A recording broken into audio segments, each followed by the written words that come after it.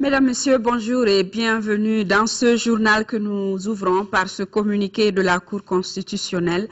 Le président de la Cour constitutionnelle du Mali a l'honneur de porter à la connaissance des citoyens, des candidats à l'élection du président de la République, des partis politiques, du président de l'Assemblée nationale, du ministre de l'administration territoriale, de la décentralisation et de l'aménagement du territoire, du ministre de la fonction publique chargé des relations avec les institutions, du président du Comité national de l'égal accès aux médias d'État, du président de la Commission électorale nationale indépendante et du délégué général aux élections, que la proclamation officielle des résultats définitifs du premier tour de l'élection du président de la République du Mali, scrutin du 28 juillet 2013, aura lieu ce mercredi 7 août 2013 à partir de 16 h au siège de l'institution à l'ACI 2000. Les personnalités et structures concernées, les observateurs nationaux et internationaux, les médias d'État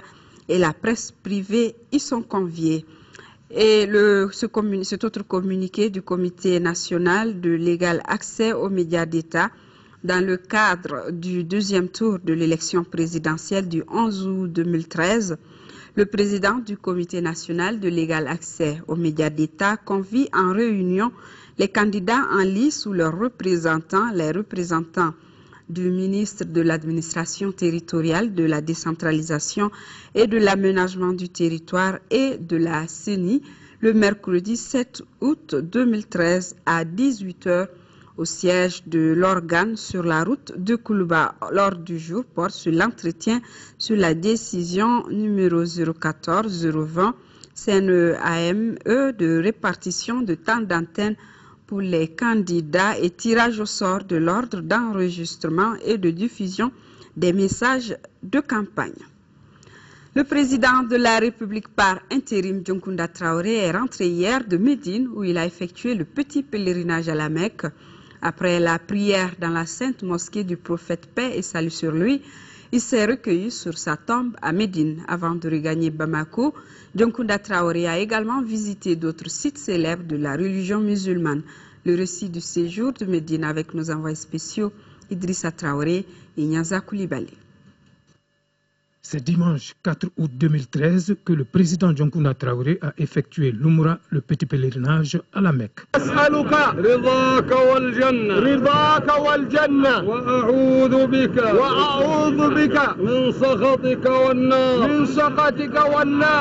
Le Tawaf, les 7 tours de la Kaaba, point de départ du rituel de l'Umra, a été effectué bien encadré par la sécurité et dans toute la rigueur de la pratique. La tenue de la circonstance avec l'épaule droite à découvert et tous les 7 tours dans le sens contraire à celui des aiguilles d'une montre avec la Kaaba toujours à gauche.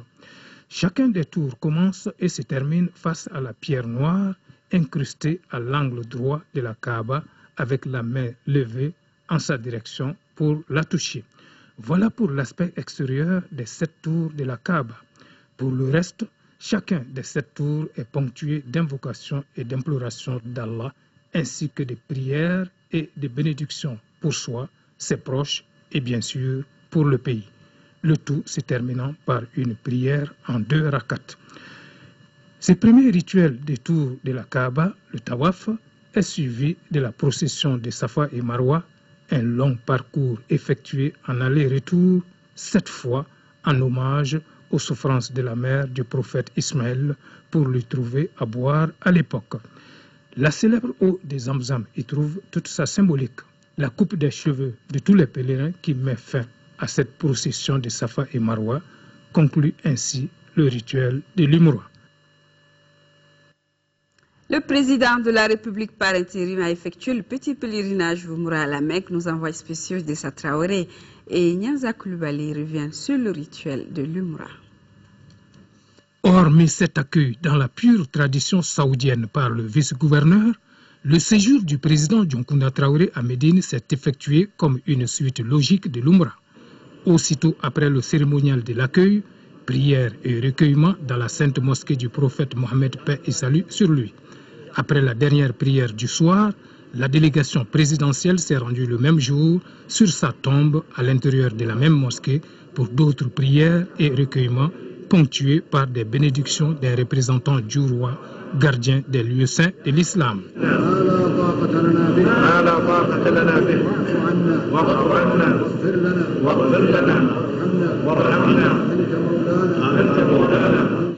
Des prières et des bénédictions ont été formulées dans d'autres célèbres mosquées, comme celle des deux Qibla, lieu où, au départ, le prophète priait en direction de Jérusalem avant que l'ange ne lui recommande de prier en direction de la Kaaba. Autre célèbre mosquée de Médine, où la délégation présidentielle a été priée et faire des bénédictions, la toute première mosquée du monde construite par des musulmans. De même, le cimetière de Hamza, appelé place des martyrs musulmans de la guerre entre mécréants et musulmans, a été visité. Salam alaykum. Ya shuhada. Ya suhada. Ya nujaba. Que de prières, de bénédictions et de vœux formulés par le président Dioncounda Traoré de l'Umra à la Mecque à Médine. Mais l'intéressé en quittant Médine, conformément à son habitude, n'a pas accepté de dire un mot concernant la symbolique de cette visite. Mais quoi qu'il en soit, on peut bien deviner que les vœux pour une transition réussie et pour une bonne sortie de crise ont certainement été formulés tout le long du trajet. Ici, la Banque islamique de développement vient d'accorder un prêt d'environ 12 milliards de francs CFA au Mali. La somme servira à mettre en œuvre le projet de développement de la résilience contre l'insécurité alimentaire en reconstituant le stock alimentaire national jusqu'à 35 000 tonnes de mil sorgho.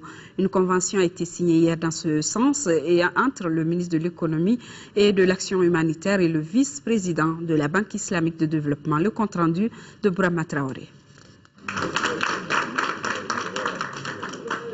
La poignée des mains est chaleureuse et l'enveloppe financière est conséquente.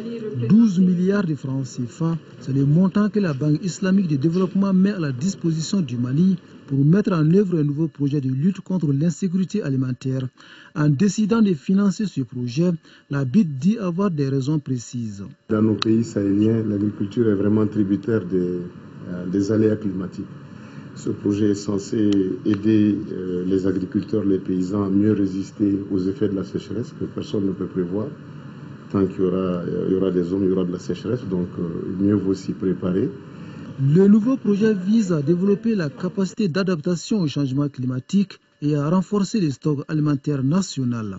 Autrement dit, le projet permettra de reconstituer le stock alimentaire national jusqu'à 35 000 tonnes de mil sorgho, afin de permettre au gouvernement de fournir en cas d'urgence des vivres alimentaires et d'effectuer des interventions de vente subventionnées dans les zones structurellement déficitaires en produits alimentaires, réapprovisionner les banques de céréales pour animaux avec un stock d'aliments de 9 500 tonnes au profit des communautés d'éleveurs. De quoi réjouir le ministre en charge de l'agriculture, Baba Berté, premier bénéficiaire du projet, lequel a salué le soutien constant de la BID en faveur du Mali, notamment dans le domaine agricole. 3 millions de francs CFA, c'est la valeur du don que vient de remettre l'Organisation panafricaine des femmes à des couches vulnérables de notre pays. Il est composé de couches sanitaires, de kits scolaires et de bacs pour lavage des mains.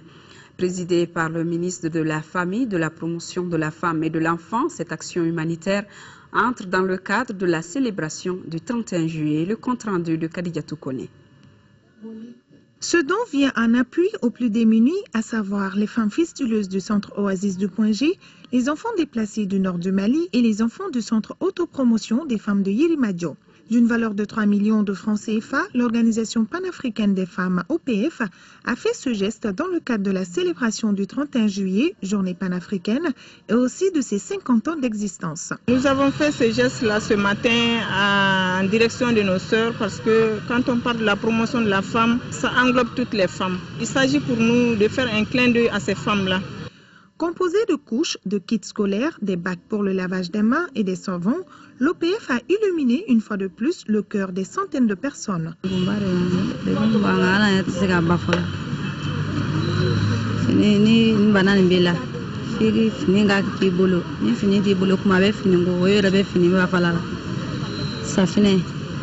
Le ministre de la Famille, de la Promotion de la Femme et de l'Enfant a félicité cet acte de générosité de l'OPF. C'est devenu une tradition pour qui connaît l'OPF depuis plus de 50 ans. C'est des femmes qui se sont toujours battues pour aider leurs sœurs à pouvoir subvenir à leurs besoins, à pouvoir renforcer leurs capacités, à pouvoir les aider à être présentes au niveau des plus hautes instances de prise de décision. Elles sont plus de 70 femmes fistuleuses au centre Oasis du Point G. L'OPF, qui œuvre pour la cause des femmes depuis plus de 50 ans, a voulu par ce geste modeste mais très significatif offrir à ces femmes la joie de vivre, ces femmes qui ont été longtemps marginalisées dans la société. Coup d'envoi de la campagne de reboisement en 3e région et c'est la commune rurale de Natien qui a été choisie par les autorités régionales pour lancer les activités. C'est plus d'1 million de plants qui seront mis sous terre lors de cette campagne de reboisement 2013. L'initiative s'inscrit dans le cadre du programme gouvernemental de lutte contre la désertification. Le compte rendu de Daouda Diakité. Plus de 600 pieds d'eucalyptus ont été plantés sur une superficie d'1 hectare. L'initiative s'inscrit dans le cadre du programme gouvernemental de lutte contre la désertification et la dégradation de l'écosystème. La région de Sekasso est une région relativement boisée, mais compte tenu de la pression qui s'exerce sur les ressources naturelles actuellement, si on ne prend pas garde au développement des techniques de reboisement, on peut aboutir à la désertification. Donc c'est pour parer à ce problème que nous continuons à faire des reboisements chaque année. Le thème retenu cette année, à savoir « Restaurons et préservons nos forêts pour ne pas laisser notre avenir s'étarir », est plus qu'une interpellation de conscience à laisser entendre le maire de la commune de Natien, Dramane Sogodougou, dans son mot de bienvenue. Et le conseiller aux affaires administratives et juridiques du gouverneur de la 3e région, Kaman Félix Sissoko, de lancer ce message. Il ne sert à rien de planter des arbres si des dispositions ne sont pas prises en aval pour leur survie, surtout dans cette zone où la problématique de l'environnement est caractérisée par la forte pression de l'aube et du bétail sur les formations végétales, les feux de brousse, l'orpaillage traditionnel, la divagation des animaux, les inondations, la longueur de la saison sèche, l'érosion des sols. En tous les cas, celui qui plante un arbre et l'entretien n'a pas vécu inutile, a-t-on coutume de dire. Actualité hors du Mali, un navire de pêche s'est échoué vendredi à quelques encablures au large du Dakar, laissant planer le risque inédit au Sénégal d'une pollution des eaux du littoral par la cargaison de gazole contenu dans son réservoir estimé entre 35 000 et 40 000 litres.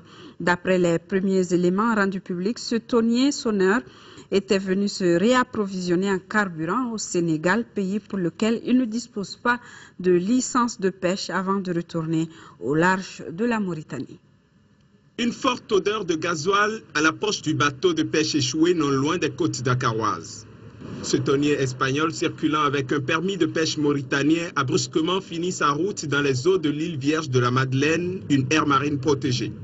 Le navire aurait près de 45 000 litres de carburant dans ses réservoirs.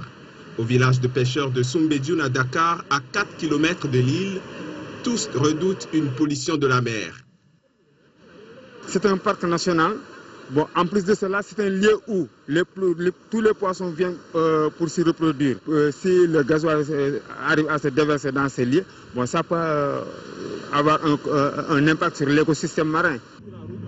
Selon les organisations de protection de l'environnement, ce type de bateau ne devait pas naviguer dans cette zone protégée. Elles dénoncent des insuffisances dans le travail des services de surveillance de la mer. Greenpeace appelle l'État du Sénégal à ouvrir une enquête pour mettre la lumière sur cette affaire. Parce qu'il faut que l'État également prenne ses responsabilités pour que des zones pareilles soient efficacement protégées. C'est ce bateau-là qui a enfreint les règles internationales et je pense que nous allons faire des enquêtes pour voir quelles sont les raisons qui font que ce bateau est passé par ici.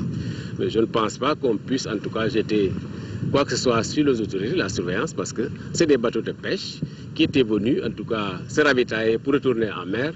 Je pense que là, c'est peut-être au bateau qu'il faudra demander des explications. Depuis 3 jours, la marine sénégalaise a entrepris une délicate opération de remorquage du bateau échoué sur des rochers entourant l'île. Les autorités prévoient également de vider les réservoirs du navire pour éviter le pire.